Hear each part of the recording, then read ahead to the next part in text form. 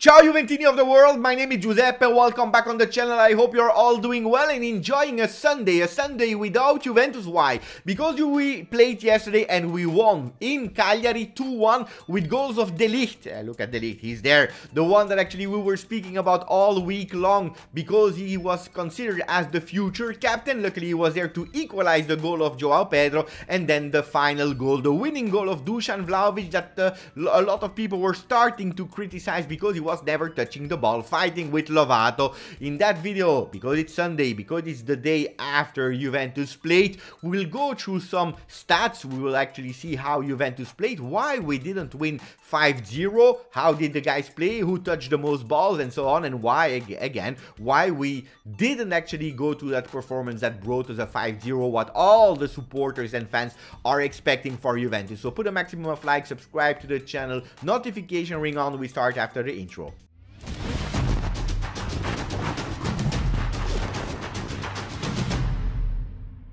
Before going in all the stats and how we played, and also Mercato, because there will be some Mercato news, there will be a final answer of Rudiger to the proposal of Juventus. We will discover that at the end of the video. Let's open the pages to see if they are speaking of Juventus or if they are speaking about another team. And I can already guess what paper will speak about what team. We open Corriere dello Sport. Inter da paura, Inter crazy, Inter extraordinary, Inter that is actually scaring the competition because they are back. That's actually the title of Corriere dello Sport, with Dzeko celebrating the 2-0 victory versus Verona yesterday, and then in small on the right side, De Ligt and Vlahovic, Cagliari ribaltato, the remontada of Juventus that were able for the second time this season to come back after conceding a goal. Luckily we did, and we had to wait long before it happens. Gazzetta dello Sport again with Dzeko, this time kissing the fans in San Siro because they won 2-0. Inter rifà paure, another time Inter is back, and this time they are scaring the other ones. While Inter had some difficulties after the win versus Juve, they are back on track. At least that's what Gazzetta dello Sport is saying. And then il risveglio di Vlahovic. Vlahovic is waking up again because I told you again we had to wait long before seeing a shot on target for Vlahovic. Luckily he did it, and Tuttosport, we know it, they are based in Turin, they are speaking a bit more about Juventus. Luckily we see the anger of Vlahovic. Champions Vlahovic. Why? Because no, we didn't play in Champions. We are already eliminated. We know it. Villarreal. I don't want to think about it anymore, but it is what it is. But yesterday, the goal of Vlahovic actually is giving us a bit of security, is consolidating that top 4 position, because whatever the result of Roma, Atalanta and Lazio, whatever happened, we will be at least and surely at +5 with 6 games to go in Serie A, and that's super important. So if we are looking at that beautiful celebration of Dusan Vlahovic, full of anger, with the grinta, with the DNA of Juve, this is what I want to see from all our players in the last 6 games of Serie A, from the first minute until the 95th. Not starting really floppy as we did yesterday, but the grinta of Vlahovic, that yesterday he had really to fight again, and this time it was versus Lovato after Skriniar, Bremer. We know it now. Vlahovic is isolated on the front, and there will be 1 or 2 defenders on him. They don't give him a centimeter, but yesterday, that's the image, that's what we want to see. An angry Vlahovic that is going and that is believing on that ball, because if he didn't believe in that ball, if he was not fighting, probably we would have spoken about a draw. Juve che carattere, what a grinta, what a character of Juventus, what an answer of Juve that is fighting, not giving up, and finding back the goal of Vlahovic that was missing some goals since a few games. That's what we want to see. Was it a grinta game for 90 minutes? Absolutely not, but we saw a Juventus that could have collapsed totally after the defeat of Inter, that mentally, I told you, would have been so hard, because you are saying actually goodbye to the dreams of Scudetto. We could have collapsed after that goal of Joao Pedro, because that ball was not going in, and we know it, that even when the ball was going into the goal, polemics that we will see in a few seconds, but they didn't give up, and that's probably the thing that we have to take from that win of yesterday in Cagliari. Grinta, not only from Vlahovic, but also from the guy that you see, no, the other side here on the back, but you see him also in the image. It's De Ligt that yesterday Yesterday with that beautiful header after a cross of Cuadrado was able to equalize before going to the locker room. He said yesterday it was hard, it was difficult, but we deserved that win. Now from now on, only wins are allowed at Juventus. We forget about Inter and only wins from now on. Yesterday he said we started in a floppy way, not really easy to accept the loss versus Inter. So what I'm actually explaining you, not really easy to accept, but we had to come back, we had to give an answer, and that's what we had to do. And then yesterday we are speaking also about the fact that the ball, even when it went into the goal, it was cancelled. We saw 2 different episodes of VAR, not looking at excuses because I'm allowed to speak. Yesterday we won, so we can speak about it.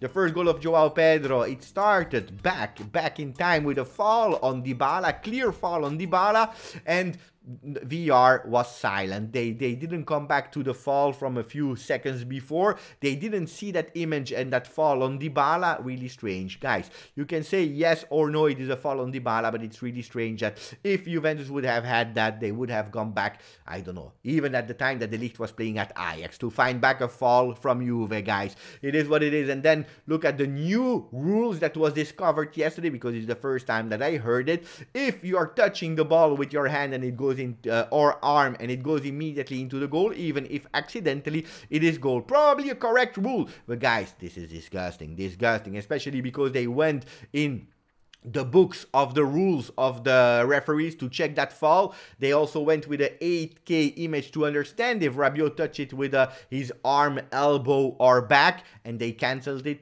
Correct, probably, yes, but it's really strange that they don't use the same way of analyzing episodes on the penalty of last week on Zakaria with Inter. It is what it is. And our friend Rabiot that last time said it's difficult to play 11 versus 12. Today, again, other polemics, putting a screenshot of himself with that ball and then saying, sto ancora cercando di capire. I'm still trying to understand what happened. Apparently, Rabiot, he was not aware about the rules. And then, not only the referees on the pitch are manipulating VR, sometimes it's used, sometimes it's not used, depending yes or no, but also the papers, because yesterday they went with a kind of VR to understand Nedved that was actually shaking his head when there was a sub. He was shaking his head, not understanding. They went to understand what happened, and then you will see a lot of different stories about that. Some are saying that he was not happy that Allegri put Dybala out of the field. Other ones are reporting that Pavel Nedved was shaking his head because he didn't actually, that Allegri didn't change Dybala. So 2 different narratives. We don't know. We don't understand. Juventus is saying there was absolutely no problem. It's a game. Nedved is an emotional person that is really angry and that wants only victories, and that's what he was saying yesterday. I don't care about compliments. We never received compliments from anybody. I want victory because that is what Juventus is. And when you are doing 1-1 versus Cagliari, he is angry, shaking heads about the decision of Allegri, only controversy. And look at Gazzetta dello Sport that is actually putting controversy all over the place. Ranking is saying that we have 62 points at the moment, -5 for Milan, -4 for Inter and Napoli. They all have still 1 game in hand because they have 31 games, so potentially we are at -8 of Milan. If De Ligt is saying, and what De Ligt is saying is correct, that we have to win the next 6 games in Serie A, who knows where we can finish? 4th, 3rd, 2nd, I don't know, but at least we will be in top 4, and that's what we have to do, winning all the games. Now we continue, guys, because Allegri, that was actually, and I told you so many times, pay attention to understand what Allegri said. Yesterday he said, I'm super happy for the victory, whatever the performance, good or bad, because the performances of Villarreal and versus Inter, we played maybe better, but everyone will forget them. We already forgot, because why? Because we lost. So it's correct, but then he said also something about the fact that we had to react after the game of Inter, after the defeat of Inter, because it was really hard to see that dream of Scudetto disappearing. So at least now he's admitting that he was even believing in the Scudetto. He was believing it. The one that was winning in that game, Inter-Juve, or Juve-Inter, was probably the favorite for the Scudetto. Guys, the ratings, will not go through all of them. The ratings are saying from Gazzetta dello Sport that the best one was De Ligt. Yesterday also on the channel you voted man of the match for De Ligt. And then the worst one was Adrien Rabiot with a 5. And then you see a 5.5 for Arthur performance, guys. The mother of Arthur today, this morning, she was not happy with the ratings of Gazzetta dello Sport with a 5.5, and she was actually answering under a tweet of JuveFC.com under the ratings of Gazzetta dello Sport with the individual stats of her son Arthur, saying, no, he played really well. Look at his individual stat, looks like a fanboy or fangirl. Luckily, she didn't open Tuttosport this morning. Why? Because in Tuttosport, they are saying that the worst of the game was not Rabiot, but it was her son with also a 5.5, but this time the worst of the game. Let me know who's the worst of your game, but pay attention. If you have an answer of the mother of Arthur, it's not my responsibility. Guys, yesterday we were speaking also about, you know, parking the bus of the structure and the plan of Simeone Atletico Madrid with double line of 5-man. Cagliari yesterday, they did even worse because they were all behind the ball. Look at the 55th minute. 10 men plus the goalkeeper behind Cuadrado. Crazy. It was difficult to win yesterday, but we see it in ball possession, 60% possession for Juventus. We had the control, and then if you are looking at the shots on target, 20 were attempts, 6 on target, 30% accuracy. Not enough for Juventus. That has to be more precise, because on these 6 shots on target, only 2 were goals, even if we scored with Pellegrini, even if Chiellini scored and he was offside. Guys, the stats are not lying. Juventus did the game. But the problem is not only to do the game, to have the possession. We see it also with the average position of Juventus, with that block that is much higher than in the past. So we see a Juventus playing well or bad. We see a different Juventus than a few weeks ago, because you remember when I was showing you the images, Juventus was a lot more in the back at the time. Now we are taking that average block and put it higher, even if it was only versus Cagliari. But you can't lie, we are doing some better things, but the problem is that we are not able to find these holes. We are not creative enough, and when the teams are going with parking the bus, it's really difficult for Juventus to find solutions with a beautiful game. And that's what the supporters are blaming Allegri for, that there are no solutions. Look at yesterday. We see that at a certain moment the game changed and we went all in to the parts of Cuadrado. 50% of the time we went to Cuadrado. I said it and I repeat it so many times. Sometimes when we have no solutions, no creativity, then it's give it to Cuadrado, cross, and inshallah. And yesterday it worked with the cross of Cuadrado to the header of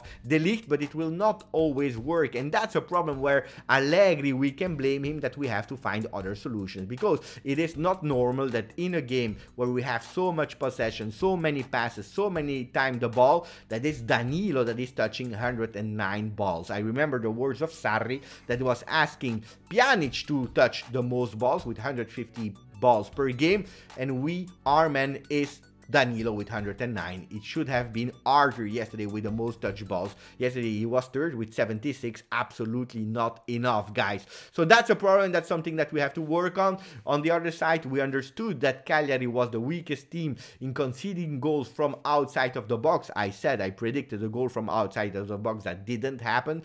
At the end we won, so I'm happy with my prediction that was wrong. But look at all the different shots from Juventus, and also especially this time we tried to take our chance also from outside of the box. Now we continue with a small part about Mercato before ending the video. Don't forget, I repeat you, subscribe and put a maximum of like.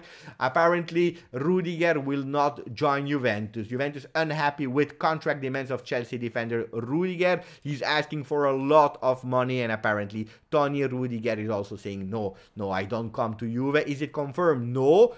Can it still happen? Yes, but at the moment, absolutely not. Like reported by Nicolo Shira, that was saying that he can leave Chelsea as a free agent, of course, but he's asking for a 4-year contract with 12.5 million per year plus 20 million euro for a bonus. Hey guys, if he's a free agent, I expect him to take him free, not to pay like 20 million bonus. 20 million plus 12.5, he would be the most paid player at Juventus. This is not acceptable. If these are the real requests of Rudiger, I'm sorry, I will pass and I will go for Milenkovic with only 15 million euro of clause, and I'm super happy, guys. Nicolo was also reporting another news that Juventus is going for these left backs.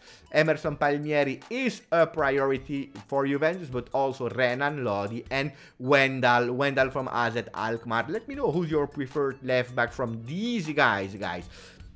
Juventus will continue not only with the left back and with the central defenders, but also with other players like Raspadori and also Fratesi. Even if the words of Carnevali were that Fratesi should play a year more at Sassuolo, Juventus is still going for them. They are working to find solutions. Will these guys be the new Juve stars? I don't know. If I have to bet on one of these players, I will go for Raspadori more than Fratesi. Guys, that was it for the video. I hope you enjoyed. If you were awake really early and watch Ferrari won. Charles Leclerc, grande Ferrari. We are back, guys. We are back with the Ferrari. I wanted to do a live, but sometimes I have to sleep as well. It is what it is. Guys, thank you for watching the video, especially if you are still here at the end of the video. You know how much I appreciate that, because it's a lot of work, and when I see that you are still here after 15-16 minutes, through Juventini. Juventini until the end, fino alla fine. Grazie, forza,